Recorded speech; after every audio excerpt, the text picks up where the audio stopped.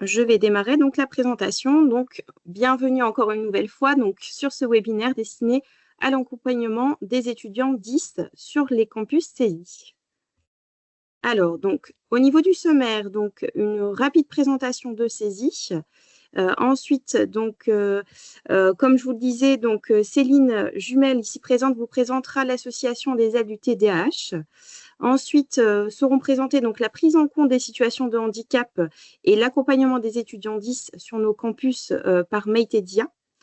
Ensuite, il y aura effectivement le témoignage du parcours d'Antoine, récemment diplômé sous format question-réponse par Florine Rebolo. Et enfin, dans une dernière partie, un échange de questions-réponses. Voilà, un moment d'échange, donc n'hésitez pas à intervenir à ce moment précis. Alors, pour débuter au niveau de la présentation de CESI, rapidement. Alors, CESI donc, est une école d'ingénieurs qui a été créée en 1958 par des entreprises industrielles. Donc, notre école s'engage effectivement en faveur de la promotion sociale et de l'insertion professionnelle. Aujourd'hui, donc, elle repose sur une offre de formation assez diversifiée, du bac jusqu'au bac plus 8, effectivement, sur différents programmes. Donc, tout d'abord, vous allez retrouver le programme Grande École, qui est le programme de l'école d'ingénieurs. Ensuite, des programmes plutôt professionnalisants, qui sont les bachelors de spécialité et masters professionnels, les masters spécialisés qui sont les bac plus 6, le programme exécutif plutôt pour une cible salariée, le programme doctoral, puis les programmes internationaux. Ces différents programmes, on va les retrouver dans 5 domaines de formation que vous retrouvez ci-contre. Donc, l'industrie et l'innovation, l'informatique et le numérique qui sont décomposés en 3 grandes familles de métiers, le réseau et la cybersécurité, le développement et enfin la partie marketing, communication digitale.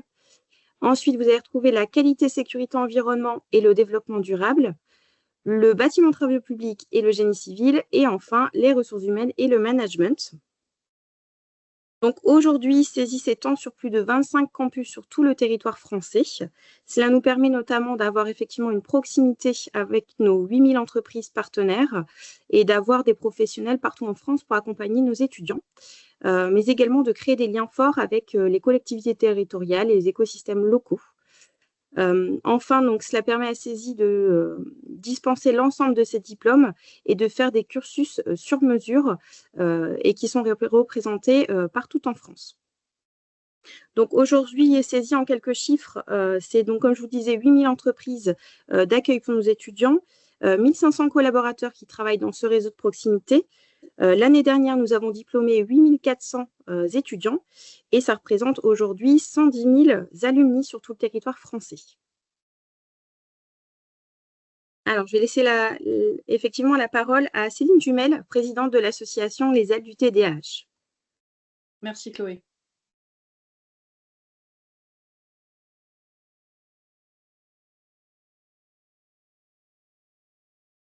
Tu as la slide peut-être suivante?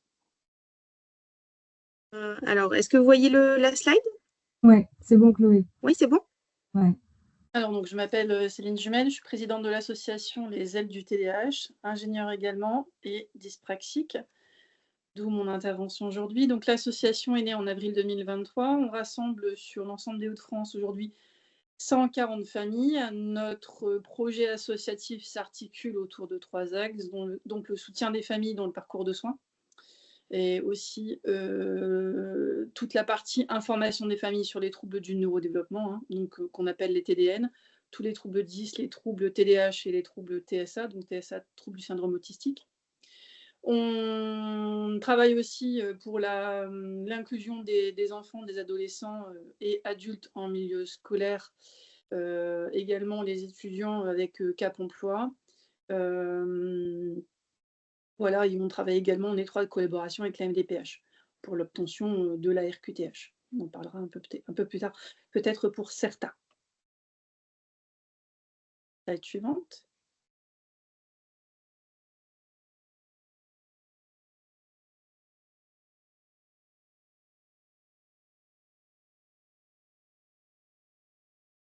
Est-ce que vous voyez la slide?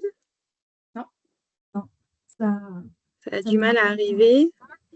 Ouais, je pense.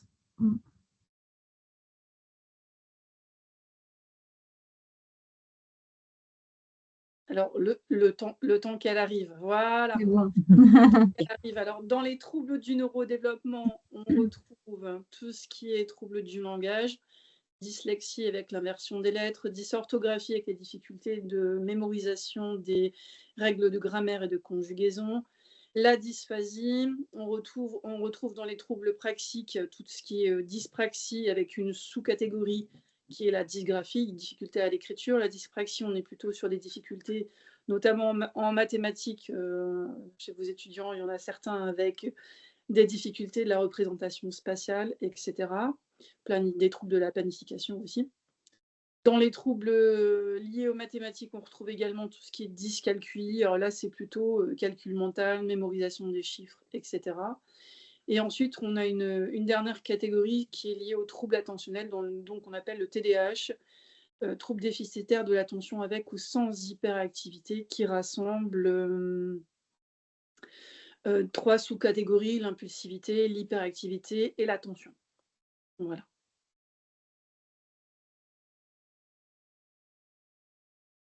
Pour ce qui est de l'association, donc les différents projets qu'on mène, donc on fait une conférence mensuelle autour des troubles du neurodéveloppement. On organise des ateliers, un atelier par mois, là sur Arras, donc c'est chez Family Line, pour favoriser le lien parent-enfant ou parent-ado.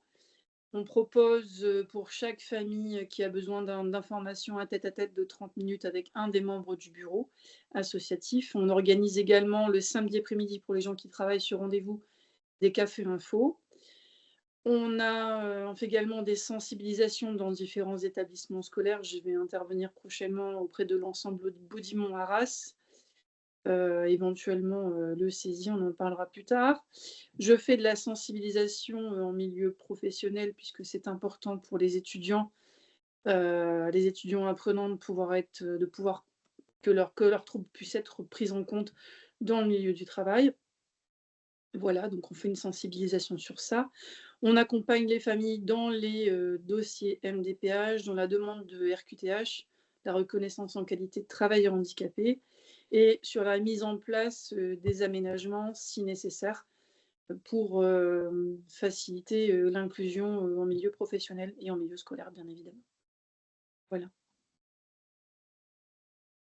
Merci Céline.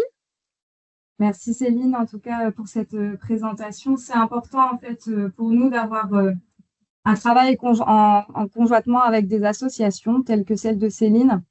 Et vous allez comprendre pourquoi, en fait, on insiste aussi là-dessus dans le cadre de l'accompagnement de nos étudiants en situation de 10, mais tout simplement aussi en situation de handicap. Donc, la prise en compte des situations de handicap chez nous, en fait, chez CESI École d'ingénieurs, tous les référents handicap couvrent l'ensemble des spectres que vous pouvez voir sur cette slide. Il faut savoir que sur notre dernière année, je dirais, scolaire 2023-2024, on a suivi plus de 630 étudiants dans un contexte national. Donc, comme l'a précisé Chloé, CESI, École d'ingénieurs, ça représente 25 campus sur le territoire. Donc, 630 étudiants. Parmi eux, plus de 80% sont des situations de handicap dit invisibles et ce qui représente sur la majorité de nos campus plus de 80% de jeunes qui sont dits en situation de 10. Donc, Céline vous a bien expliqué les différentes possibilités, entre guillemets, qu'on peut retrouver parmi nos jeunes qui souffrent de troubles en 10. Chloé, tu peux passer à la slide suivante, s'il te plaît. Ça va passer, je pense. Voilà. Merci. Donc, sur chacun des campus, en fait, vous avez des équipes en local. Donc là, Florine et moi, on représente les campus d'Arras, mais aussi de Lille. Chaque campus possède ses différents référents handicap qui vont assurer justement cet accompagnement qui va être individualisé et surtout de proximité auprès de nos étudiants, quel que soit le parcours sur lequel ils s'orientent. Donc, une première indication que vous pouvez trouver, c'est sur le site internet de CESI. Selon les différents campus, en fonction de votre secteur géographique, vous allez pouvoir retrouver nos coordonnées. Donc, on a un exemple sur la slide où on retrouve celle de ma collègue Florine, ici présente, et mes coordonnées également. C'est un premier point d'ancrage et ça permet effectivement aux étudiants qui sont en prospection, en tout cas pour venir chez nous, de pouvoir nous contacter et de libérer facilement la parole pour évoquer justement les différentes possibilités d'accompagnement au cours de la formation. Et il faut savoir en fait qu'on se coordonne d'un point de vue national, c'est-à-dire que l'ensemble des référents handicap vont pouvoir échanger sur les différentes activités communes sur tous nos campus, en lien avec nos jeunes, même moins jeunes, en situation de handicap, puisqu'on a aussi des salariés d'entreprises qui viennent se former chez nous et qui peuvent être en situation de handicap. Et on va animer justement ce réseau de référents. On va pouvoir tous ensemble valider des dossiers de demande d'aménagement pour les formations et les différents examens. Par exemple, j'ai par exemple des jeunes qui ont besoin d'avoir un aménagement sur un examen qui est important sur le cycle ingénieur, qui est le TOEIC, qui est une condition obligatoire d'obtention du diplôme. Pour ces jeunes-là, ce TOEIC il va être aménagé avec, par exemple, du tiers-temps pour les jeunes qui sont en situation de 10. Et ça leur permet justement de garantir la réussite de cette épreuve et d'être beaucoup plus serein sur l'ensemble de leur formation. Donc, vous avez sur cette slide, de manière très schématique et synthétisée, le processus du parcours d'un jeune qui souhaite rentrer chez nous à CESY et qui est dit en situation de handicap. Donc, le référent, au final, il est à votre écoute et il va vous accompagner tout au long de votre parcours chez CESY. Donc, dès que vous nous rencontrez, donc par exemple ici, dans le cadre de ce webinaire, sur des salons d'étudiants, des salons de l'apprentissage, des rencontres lycées, par exemple, des forums d'orientation, et vous allez pouvoir en fait justement vous signaler auprès des équipes. Et les équipes, elles savent très bien qui sont les référents handicap. Donc, on va pouvoir vous recevoir de manière confidentielle, avec une certaine proximité pour évoquer justement votre situation et surtout évoquer votre besoin. Vous n'êtes pas dans l'obligation de nous dire de quoi vous souffrez, mais quel est votre besoin. Et en fonction de votre besoin, on va pouvoir justement lancer l'accompagnement. Les demandes d'aménagement, elles se font lorsque vous vous lancez dans un dossier d'inscription sur le site Internet. Donc, dès le portail de candidature, vous avez la possibilité en fait de signaler le fait que vous êtes en situation de handicap et que vous souhaitez bénéficier d'un entretien, d'un rendez-vous pour mettre en place un aménagement. On va de ce fait automatiquement prendre rendez-vous avec vous pour prendre connaissance de votre besoin et on va vous accompagner justement sur la formalisation de votre demande d'aménagement, notamment avant des épreuves écrites de sélection lorsque le processus de formation le demande. C'est le cas par exemple pour le cycle préparatoire et le cycle ingénieur. Mais ça peut être aussi un processus de sélection dit oral. Donc, c'est un entretien oral avec l'ensemble des enseignants responsables pédagogiques où vous auriez besoin de plus de temps que nécessaire, par exemple, pour pouvoir présenter votre projet motivé. Et tout le réseau de référents handicap est vraiment là, en fait, pour accompagner l'ensemble de l'équipe pédagogique, mais aussi nos chargés relations candidates et entreprises pour pouvoir justement les aider à vous accompagner de la meilleure qualité que possible.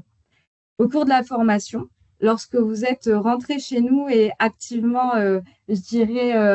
assis sur les bancs de la formation, à la rentrée, systématiquement, on va venir se présenter. C'est très important, ça permet justement à l'ensemble des étudiants de poser un nom sur nos visages et également d'avoir nos coordonnées.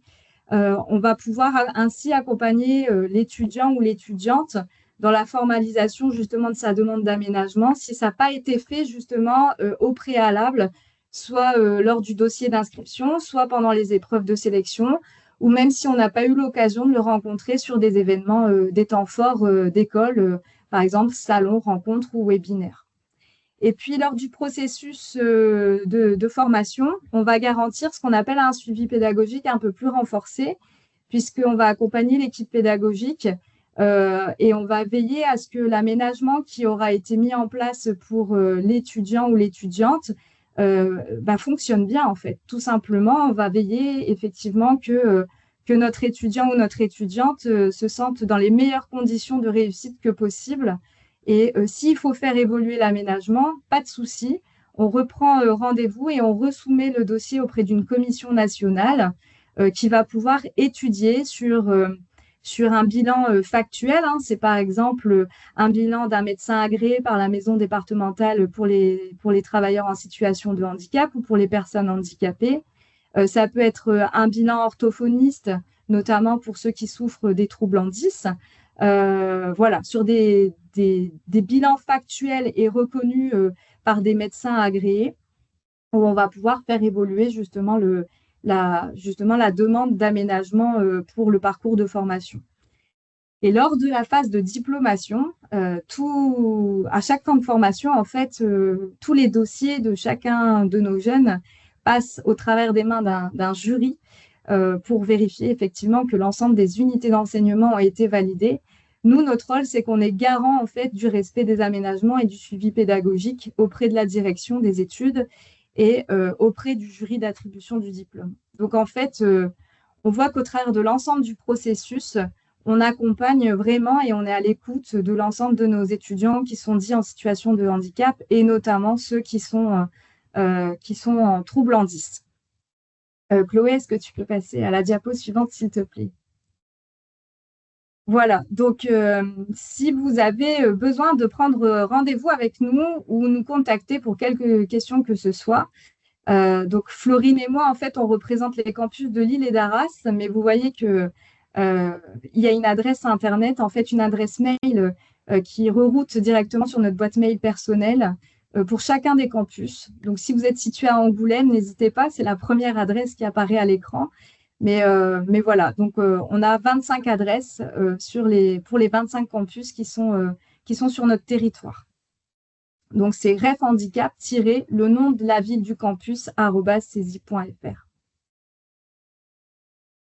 On va faire un petit zoom sur l'organisation du campus d'Arras dans les Hauts-de-France à titre d'exemple. Voilà, comme on est toutes les deux arageoises, on a pris notre exemple. Donc, vous le constatez, on est deux référentes. On est formé justement à l'accompagnement des élèves en situation de handicap et notamment en troubles en 10. Donc, nous, notre rôle, c'est vraiment d'être visible lors des journées portes ouvertes à CESI auprès des candidats et des parents. Ça permet tout de suite de vous rassurer et d'évoquer les points, je dirais, d'inquiétude vis-à-vis de votre intégration dans le monde de l'enseignement supérieur. Donc, on est systématiquement présente sur le campus également. On réalise des sensibilisations, non pas seulement à la rentrée, mais aussi au travers de la vie de campus avec des temps forts qui sont organisés notamment par nos référents de vie de campus, notre bureau des étudiants aussi également qui souhaitent porter le sujet au travers de leurs manifestations. Comme on vous l'a dit précédemment, la rentrée, c'est vraiment un temps fort où on repose effectivement notre présentation et on redonne nos coordonnées. Et puis au quotidien auprès de l'équipe pédagogique, car on a parfois des enseignants responsables pédagogiques, bien qu'ils soient sensibilisés à l'accompagnement, ils ont besoin aussi d'avoir parfois un petit coaching pour être sûr de bien accompagner justement l'étudiant qui souffre d'un trouble en 10 ou de plusieurs troubles en 10, puisque parfois, ils peuvent être multi-10. On accompagne les étudiants dans leur demande d'aménagement, c'est-à-dire qu'on va vraiment échanger sur les difficultés et les besoins. Un étudiant qui souffre de dyslexie n'aura pas forcément les mêmes besoins qu'un étudiant qui souffre d'une dyspraxie ou d'une dysorthographie. Donc, c'est vraiment du cas par cas. C'est de la fine dentelle, comme on dit souvent ici, et on réalise justement ensemble les dossiers d'aménagement, c'est-à-dire qu'on ne les laisse pas tout seuls dans la démarche, dans la formalisation de ce dossier. On va les accompagner aussi pour ceux qui travaillent, entre guillemets, via le contrat d'apprentissage ou via le contrat de professionnalisation sur la formalisation du dossier RQTH. Donc, c'est la reconnaissance en qualité de travailleur en situation de handicap. Et c'est vraiment au besoin. C'est-à-dire qu'en tant qu'apprenti ou qu'apprenant via un contrat d'apprentissage ou contrat de professionnalisation, ils sont reconnus, ils sont salariés d'entreprise. Donc, en étant salariés d'entreprise, ils ont le droit d'avoir, en tout cas, ou de défendre un dossier auprès de la maison départementale pour les personnes handicapées et d'avoir de défendre leur dossier justement pour avoir cette fameuse RQTH qui peut être très utile en entreprise lorsqu'ils réalisent des périodes d'alternance pour que le poste de travail soit adapté aussi au cours de leur apprentissage. On fait le lien entre l'étudiant et le responsable de formation. Comme je vous l'ai dit, c'est pour faciliter l'enseignant responsable pédagogique sur la mise en place justement des aménagements de formation et des examens. J'ai cité un exemple tout à l'heure, par exemple le TOEIC, c'est une épreuve obligatoire sur le cycle ingénieur. Dans ces cas-là, on va organiser avec les enseignantes en anglais des séances de TOEIC aménagées spécifiques aux besoins des étudiants qui souffrent de troubles en 10. Et puis, on va animer des activités en lien avec l'inclusion et les situations de handicap. Donc, on organise des présentations, on organise des webinaires pour sensibiliser les différents acteurs de la formation sur les situations de handicap et leur prise en charge. Par exemple, l'année dernière, j'ai des 5e années en cycle ingénieur qui ont eu à cœur de défendre un projet sur les troubles en 10 auprès des 3e années dans le cadre d'une manifestation, d'un séminaire sur la projection métier, qu'est-ce qu'être ingénieur et qu'est-ce qu'être manager en tant que futur ingénieur et comment je vais devoir prendre en considération le fait que dans ma future équipe, j'aurai potentiellement des collaborateurs qui souffrent de troubles en 10 ou d'autres situations de handicap. Donc, mon rôle, au-delà d'être référente handicap, c'est aussi d'impulser cette réflexion dans leur futur poste de travail. Chloé, tu peux passer à la diapo suivante, s'il te plaît. Donc, là, je vais vous présenter le process d'accompagnement des étudiants en 10. Donc, quand on est étudiant, quand on rentre dans le monde de l'enseignement supérieur, là, c'est plus les parents qui réalisent la démarche comme vous avez pu le faire, par exemple, au collège et au lycée. Mais l'étudiant, il est adulte, il est majeur. Et c'est à lui, en fait, de déclarer cette démarche, pardon. Donc, il va faire sa demande auprès du référent du campus. C'est l'étudiant qui est au cœur de son projet, c'est-à-dire qu'on ne peut pas le forcer à faire cette demande. C'est à lui de venir nous chercher. Et à partir de ce moment-là, c'est là où on va attaquer une réelle étape d'accompagnement au travers de sa demande d'aménagement au sein de ses études supérieures. J'insiste sur le fait que la teneur des échanges est strictement confidentielle. En aucun cas, on va évoquer ce qui aura été dit dans notre bureau au travers, je dirais, d'autres réunions d'équipe. Ça restera strictement confidentiel. Notre rôle, en fait, c'est de proposer des rendez-vous, un ou plusieurs rendez-vous, pour analyser le besoin en aménagement. On va se baser sur, comme je vous l'ai dit précédemment, sur la validation, par exemple, d'un médecin CDAPH, d'un bilan orthophonique ou d'un bilan d'un ergonome ou de toute autre preuve d'aménagement qui aurait été réalisée au cours justement de l'enseignement primaire, voire secondaire, donc collège, lycée, notamment bac ou post-bac. Donc ça, c'est aussi une possibilité. C'est des preuves sur lesquelles on s'appuie auprès de la commission pour pouvoir défendre le dossier. Chloé, je t'en prie, tu peux passer à la slide suivante. Donc notre rôle, en fait, c'est comme si on était avocat. Il faut le voir comme ça. On va présenter les différents dossiers auprès d'une commission nationale saisie. Et cette commission va statuer justement sur la base des preuves du dossier sur la mise en place des aménagements nécessaires. Donc, généralement, je dis bien généralement, je stéréotype, mais pour les étudiants qui souffrent de troubles en 10, c'est du tiers-temps à l'écrit et ou à l'oral. C'est systématiquement le besoin d'un PC pour prendre des notes sur son PC. C'est par exemple de recevoir les supports de cours, de présentation en avance ou avec la possibilité d'agrandir les caractères de police. Voilà, ça, c'est les exemples types d'aménagement qu'on a traditionnellement sur les besoins, en tout cas, de nos étudiants. Notre rôle par la suite, c'est qu'on va réceptionner justement cette mise en place d'aménagement validée par cette commission nationale. Et là, on va accompagner de nouveau l'étudiant et son enseignant responsable pédagogique pour garantir la réussite de sa formation. Donc, on va formaliser ce qu'on appelle un contrat d'adaptation. Et on va mettre en relation aussi l'étudiant avec des associations et des partenaires pour favoriser son employabilité future.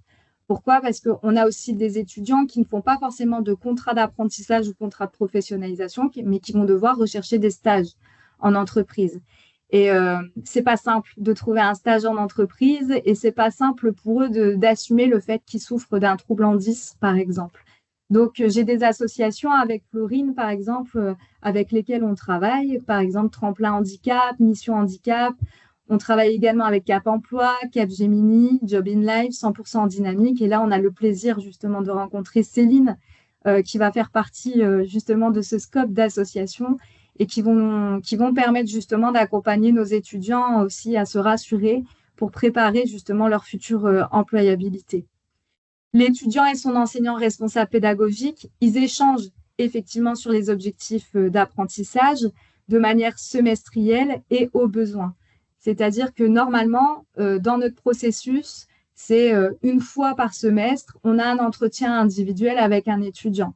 Mais là, comme c'est un étudiant qui a un aménagement qui est reconnu, à chaque fois qu'il voudra effectivement revoir son aménagement ou à chaque fois qu'il aura besoin d'être rassuré sur la réussite de ces différents blocs de compétences, par exemple, ou de ces différentes unités d'enseignement, il faudra surtout, c'est le message qu'on passe, hein, c'est qu'il n'hésite surtout pas à nous solliciter et on déclenche des échanges constructifs pour faire en sorte qu'il puisse ou elle puisse surpasser ces difficultés et qu'on s'assure effectivement que l'aménagement soit bien en adéquation avec la réalité en fait du terrain. Merci Chloé. Donc, je vais vous donner quelques exemples d'aménagement qu'on rencontre avec nos étudiants 10. Donc, comme je vous l'ai dit, du tiers-temps écrit, voire oral en plus. Là, de plus en plus, avec l'apparition des intelligences artificielles, on en profite. C'est qu'on a des intelligences artificielles spécifiques d'aide à la lecture, comme Glaster, comme Antidote, par exemple. Là, j'en ai 4 sur le cycle préparatoire qui utilisent Antidote et Glaster. Et on a remarqué en 3 mois de temps qu'ils arrivaient à rendre des livrables de plus en plus, je dirais, qualitatifs. Ils compensent de moins en moins, malgré qu'ils aient du tiers-temps pour formaliser leur livrable. Et ça leur permet vraiment de gagner en efficacité. Ils sont beaucoup plus à l'aise pour formaliser justement tout ce qui est support de présentation pour des oraux, livrables écrits intermédiaires, qu'on appelle intermédiaires dans des blocs de compétences. Donc ça, c'est des exemples qu'on teste depuis quelques mois et qui fonctionnent bien et qu'on a envie justement de pérenniser et de faire profiter d'autres étudiants en 10. On peut avoir, comme je vous l'ai dit, l'obtention des supports numériques de formation en amont. Ça permet à certains jeunes de se rassurer, en tout cas, pour préparer, anticiper l'animation pédagogique. Dans les aménagements, notamment pour les examens, il est possible qu'on relise les consignes ou l'énoncé de l'examen ou qu'on soit scribe pour la personne qui aurait besoin justement qu'on prenne des notes pour la soulager en fait de cette pression inutile par rapport aux consignes d'examen. On peut reformuler les consignes et on peut appliquer un seuil de tolérance sur les exigences orthographiques des livrables écrits. C'est-à-dire que pour un jeune ou une jeune qui est 10, parfois faire 30 fautes d'orthographe sur une copie, pour lui, c'est une victoire parce que d'habitude, il en fait peut-être 50 ou 100. Et pour un enseignant responsable pédagogique, ça peut être marquant, mais si on ne l'accompagne pas sur le fait que c'est un jeune qui souffre d'une situation de 10, ça peut être problématique. Donc nous, notre rôle, c'est de rappeler effectivement que l'aménagement permet justement d'avoir une tolérance sur les exigences orthographiques et que c'est le fond qu'il faut noter et la forme, c'est quelque chose qu'on regardera plus tard et on apprendra justement à cet étudiant à s'améliorer grâce justement à des logiciels tels que Antidote, Glaster ou Scribe sur la qualité des livrables. Donc vraiment, il y a un accompagnement très poussé et qualitatif auprès de ces jeunes. On peut passer justement à la slide suivante. Donc là, je vais passer la parole à Florine. Vas-y, je t'en prie. Merci Maïté. Alors, on a le plaisir d'accueillir Antoine et son papa Franck ce soir avec nous. Donc, vous avez sous vos yeux son mini CV, Antoine. L'idée, c'est que vous puissiez connaître un petit peu qui est Antoine. C'est un élève diplômé en septembre 2024 d'une formation sur nos cycles professionnalisants que j'ai pu accompagner pendant 2 ans.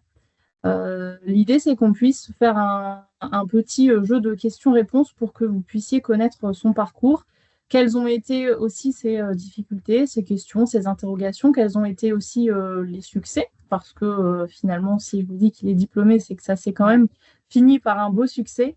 Antoine, est-ce que tu veux bien reprendre ton parcours de manière voilà, succinct, hein, c'est vraiment un mini CV, pour qu'on puisse savoir un petit peu qui tu es. Alors moi, je te connais, mais tout le monde ne te connaît pas. Maïté te connaît. Ouais. Tout le monde ne te connaît pas, donc si tu peux nous décrire un petit peu quel a été ton parcours avant saisie et finalement quelles ont été aussi peut-être les compétences développées sur les 2 années de formation.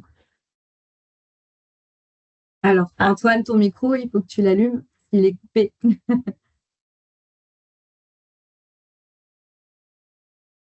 Je vais regarder. Autoriser le micro. Hop.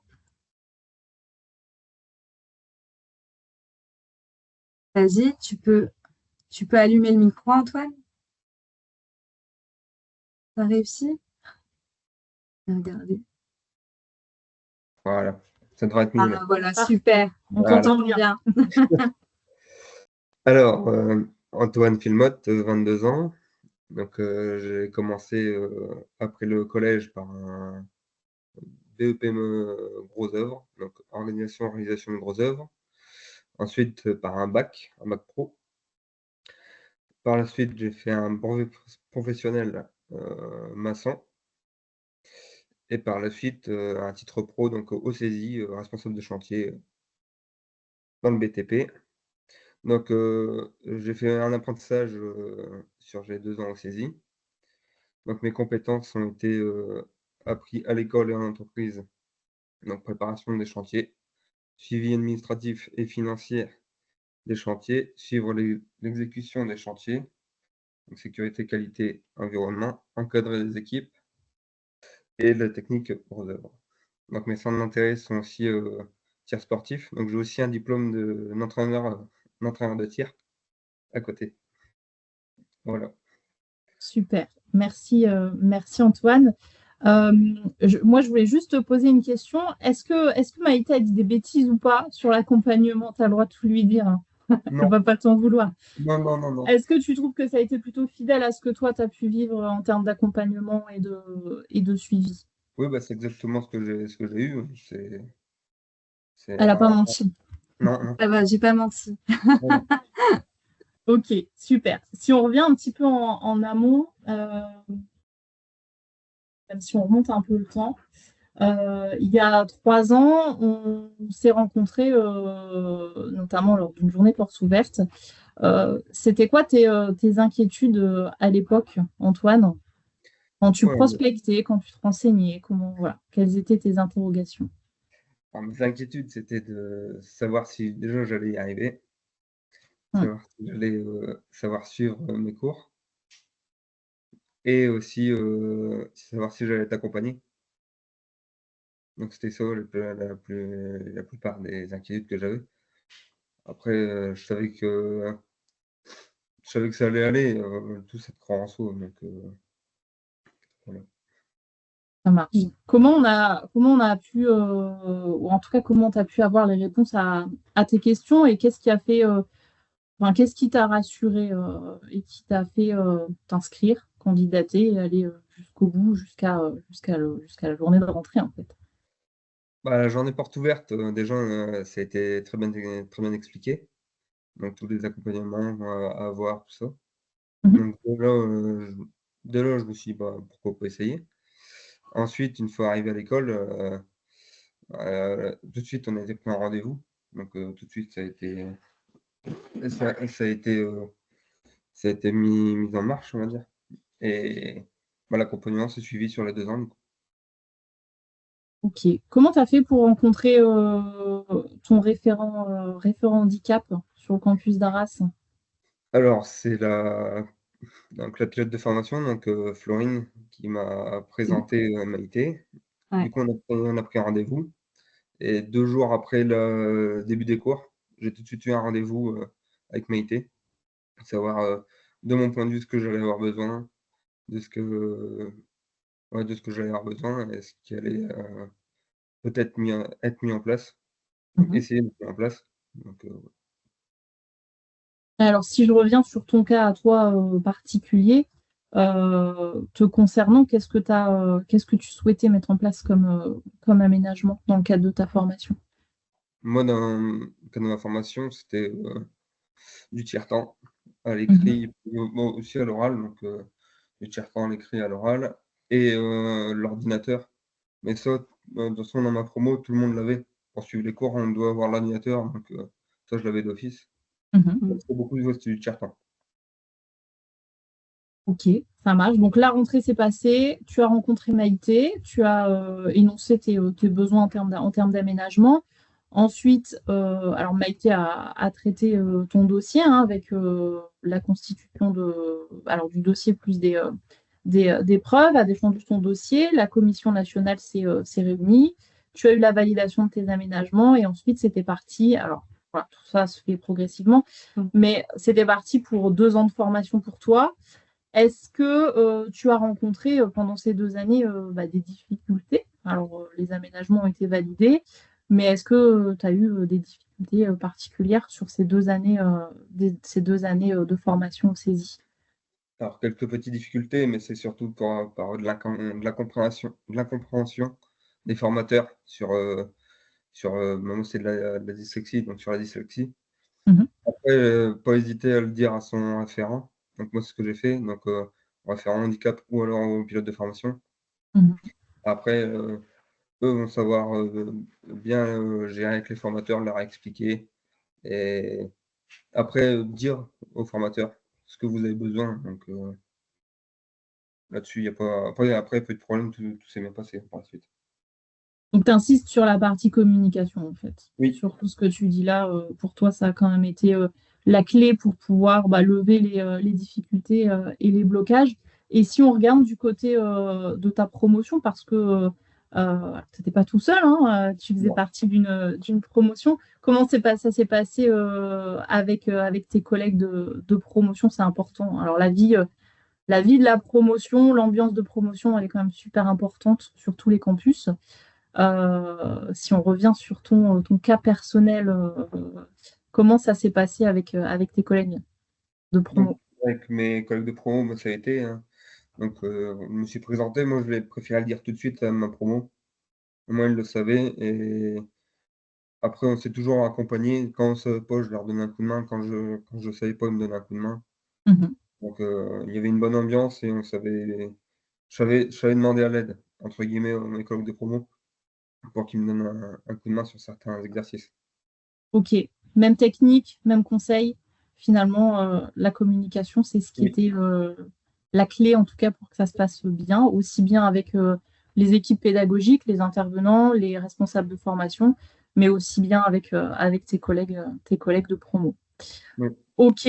Alors, si je rentre un peu plus dans le détail, et moi je sais dans le détail ce qui se passe à la fin des formations, et notamment pour la tienne, euh, un jour, on a évoqué la fin de formation et notamment le fait que tu avais un dossier professionnel à restituer à la fin de ta formation, puis à oui. soutenir devant un jury externe. Donc ça arrive, c'est arrivé à l'issue de tes 2 années de formation. Euh, comment tu as appréhendé cette épreuve qui est une épreuve voilà, où on évalue la qualité rédactionnelle, hein, le fond, la forme, et puis après une épreuve orale de 25 minutes. Hein. C'était 25 minutes à l'oral devant un jury externe, qui est une épreuve importante, une épreuve à enjeu pour tous nos alternants. Comment tu as appréhendé les choses voilà, en tout cas, on t'a présenté le sujet. Ouais, bah, au début, je me suis demandé si j'allais y arriver. Hum. C'est vrai que, j'avais un peu de mal, sur ça au début, donc j'ai beaucoup travaillé là-dessus. Après, je me suis fait aider aussi. Aider, pour, corriger les fautes, la rédaction comment formuler les phrases aussi. J'ai eu de l'aide, donc par mon père et aussi par Florine, donc la référente de formation. Donc de l'aide et je passais plusieurs fois, bon, déjà bien s'y prendre en avance. On a 2 ans pour le faire, donc bien s'y prendre en avance et aussi, On avait bien séquencé chaque partie pour pas tout mélanger dans le livrable. Tu veux dire que tu as bénéficié de coaching privilégié par Florine, justement, qui était ton enseignante responsable pédagogique, Oui, oui, pour t'aider à formaliser ton livrable, ton mémoire écrit de fin de formation? oui, oui, oui. Après, il n'y avait pas que moi dans la classe qu'il fallait reformuler des fois. Donc, on a pas- Bah oui, le coaching, il est pour tout le monde. voilà. On rassure, quel que soit son mode de fonctionnement. Après, en toute honnêteté, ça a Mm. aussi bien fonctionné parce que ça a fonctionné sous forme d'aller-retour. Oui. D'accord, avec des pistes de progrès, une première lecture, voilà, une prise en compte des conseils, des remarques, des critiques de ta part, un travail, voilà, un travail complémentaire que tu as fourni, euh, que j'ai pu aussi réévaluer derrière, avec de nouveau des commentaires, etc. C'est repassé chez toi avec de nouveau du travail pour pouvoir ajuster une troisième fois, etc. Donc, en tout cas, ça a fonctionné avec plusieurs allers-retours. Mais c'est avant tout, de toute façon, ton travail, hein, qu'il faut saluer par là. Et ça a plutôt bien marché, notamment parce que tu étais dans l'anticipation. Oui. On parlait communication tout à l'heure, mais s'il y a aussi quelque chose à retenir, c'est le côté anticipation. Je sollicite de l'aide, je fournis un effort, mais tout ça, ça marche bien quand on s'y prend aussi avec un peu d'avance. Oui. On est d'accord. Ouais.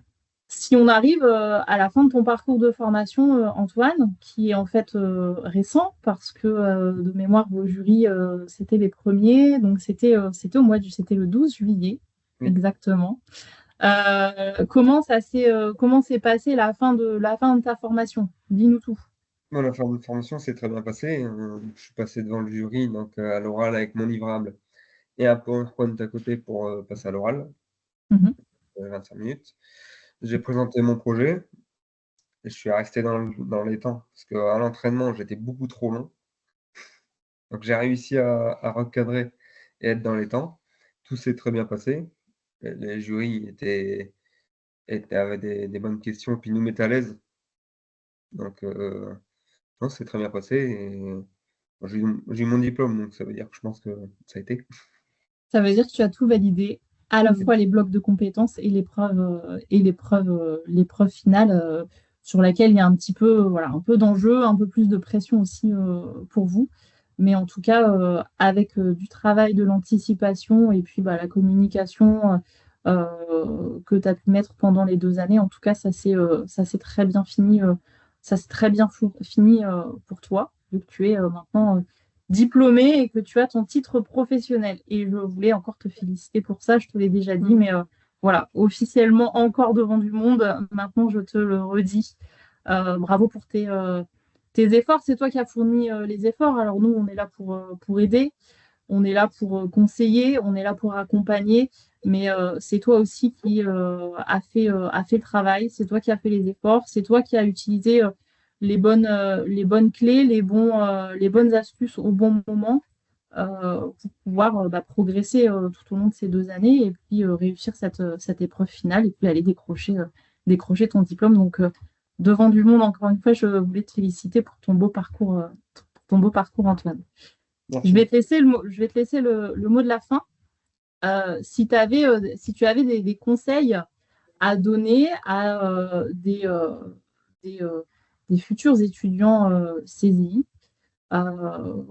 qu'est-ce que tu leur dirais qui sont dans le doute, qui se questionnent, qui se demandent comme toi, est-ce que je fais le bon choix, est-ce que je m'inscris, est-ce que je m'inscris pas, voilà, qu'est-ce que tu leur donnerais comme conseil?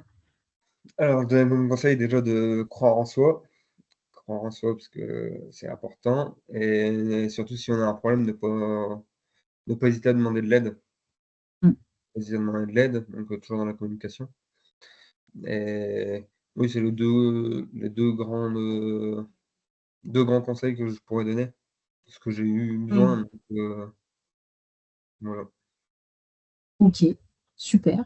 Eh ben, merci. Est-ce que tu vas ajouter quelque chose, Antoine, ou est-ce que je peux questionner ton papa qui nous fait le plaisir C'est tout d'être bon. là aussi ce soir? C'est Ouais, tout bon? ouais, c'est tout bon.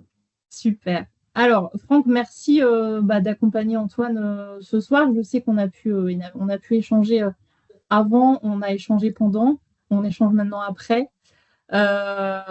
Si on revient un petit peu à vous, parce qu'en fait, il y a un certain nombre des parents qui sont là dans ce webinaire qui se posent très probablement les mêmes questions que vous vous êtes posées il y a 3 ans, quand vous avez accompagné votre fils, quand votre fils vous a dit, bah, tiens, est-ce que je ne continuerai pas sur un bac plus 2, alors, voire plus, hein. Antoine, on sera ravis de t'accueillir. Si un jour tu reviens, n'hésite pas. On t'accompagnera. Mais en tout cas, quelles ont été, vous, vos inquiétudes, si on revient aussi un peu dans le temps, il y a 3 ans, en tant que parent? Ah bah, pour moi, la principale inquiétude, c'était l'aboutissement, c'était une réussite. Comment Antoine allait pouvoir se projeter dans une formation supérieure.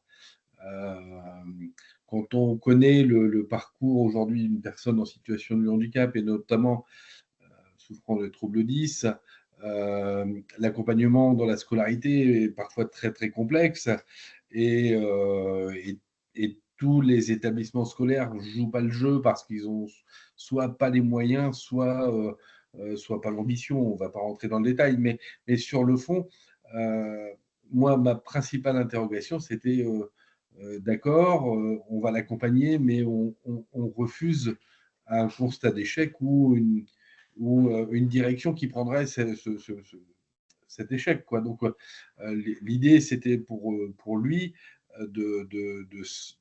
de rentrer dans une formation où on savait la possibilité.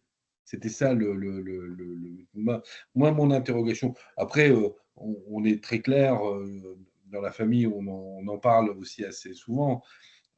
Le respect de ses choix, le respect de ses envies, et puis et la motivation qui met dans ses envies et dans ses choix. Donc voilà. Moi, j'ai été très rassuré tout de suite le jour, parce qu'en réalité, moi, je suis allé aux saisies qu'une ou deux fois pour l'accompagner au tout début, notamment le jour de la porte ouverte, où j'étais très rassuré tout de suite, où les personnes rencontrées ce jour-là m'ont donné confiance avec l'idée de l'accompagnement. Et pour moi, ça devenait relativement clair assez rapidement. Je ne me suis pas réinterrogé après. J'en ai pas ressenti le besoin, même si on a pu échanger en cours de route, mais c'était plutôt clair dans l'accompagnement. Je savais où il mettait les pieds. Mmh. C'était ça qui était rassurant. Voilà. Ok, super. Merci. Merci beaucoup, Franck. Mais c'est chouette, enfin, votre témoignage, il est chouette parce que au-delà du parcours d'Antoine, votre témoignage, il est surtout truffé de petites astuces, petits conseils, petites bonnes pratiques. Comprend qu'on laisse, après, chacun fait ses choix. Mais en tout cas, dans le cas d'Antoine, ça a plutôt bien fonctionné. Donc, merci à tous les deux pour votre témoignage. Voilà, en tout cas, c'est un chouette parcours.